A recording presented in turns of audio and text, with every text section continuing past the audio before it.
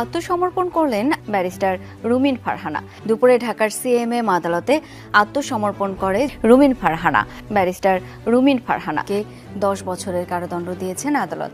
দুপুরে জেলা ও দায়রা জজ আদালতের বিচারক আবু তাহের এই রায় দেন।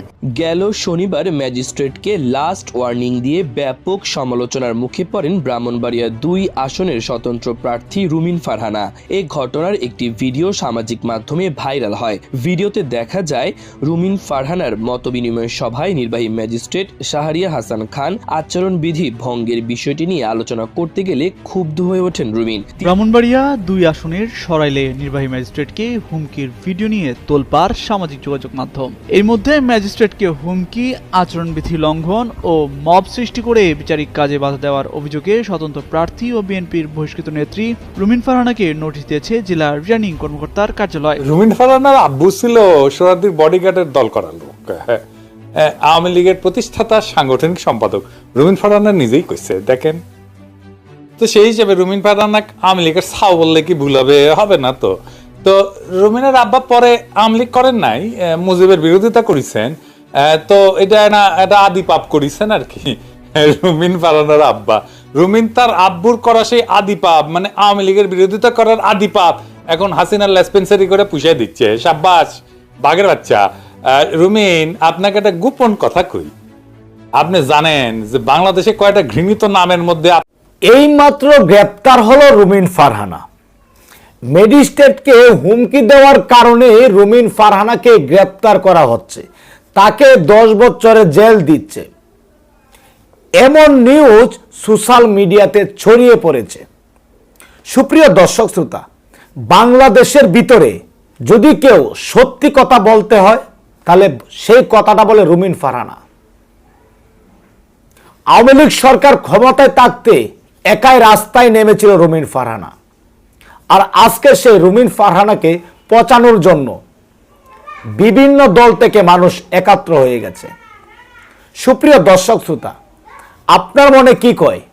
রুমিন ফারহানা কি একজন দেশপ্রেমিক না? সে দেশের কথা বলে না?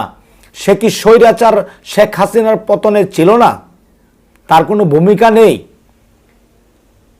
এত আন্দোলন, এত অত্যাচারের ভিতরে রুমিন ফারহানা রাস্তায় নেমেছিল, আর এত কিছু করার পরেও বিএনপি থেকে বাদ দেওয়া হয়েছে। তো অত্যন্ত গুরুত্বপূর্ণ আজকের এই ভিডিওটি, খুবই চাঞ্চল্যকর তথ্য থাকবে। ইতিমধ্যে 12 তারিখে প্রমাণ হতে যাচ্ছে কে জিতবে। 100% নিশ্চিত রুমিন ফারহানা জিতবে, এমনই কিছু মন্তব্য করেছেন এবার রুমিন ফারহানা। অত্যন্ত গুরুত্বপূর্ণ ভিডিওটিকে স্কিপ করে যাবেন না। আসল তথ্যটি জানতে দেখতে থাকুন পুরো ভিডিওটি, এবং কে কোন জেলা থেকে আজকে আমাদের এই ভিডিওটি দেখছেন অবশ্যই কমেন্টের মাধ্যমে জানিয়ে দিন। দয়া করে আজকের এই ভিডিওটি আপনার সোশ্যাল মিডিয়াতে শেয়ার করে দিন। আগামী 12 ফেব্রুয়ারি পর্যন্ত আমরা ইনশাআল্লাহ আমাদের যে নিয়মগুলো আছে, আচরণ বিধিগুলো আছে, আমরা সবাই সেগুলো পালন করব, ঠিক আছে? ইনশাআল্লাহ আল্লাহ যদি আমাদের সহায় হন, আমাদের বিজয় কেউ ঠেকাতে পারবে না।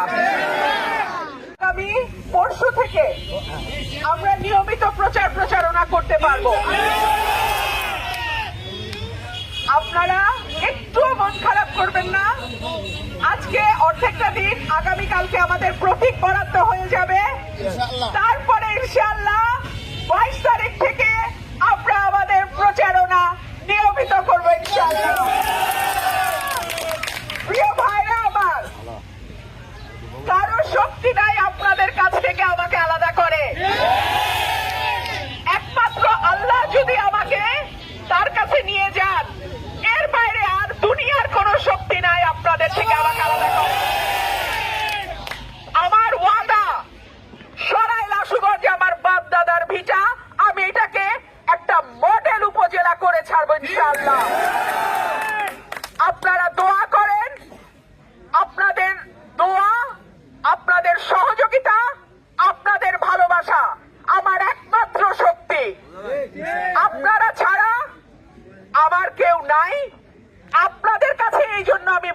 আসি, ঘুরে ঘুরে আসি।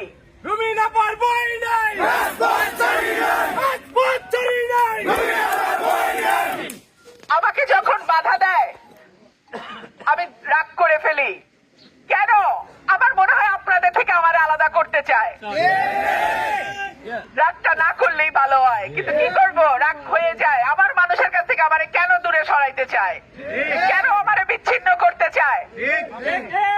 আচ্ছা, আগামী 12 ফেব্রুয়ারি পর্যন্ত আমরা ইনশাআল্লাহ আমাদের যে নিয়মগুলো আছে, আচরণ বিধিগুলো আছে, আমরা সবাই সেগুলো পালন করব, ঠিক আছে?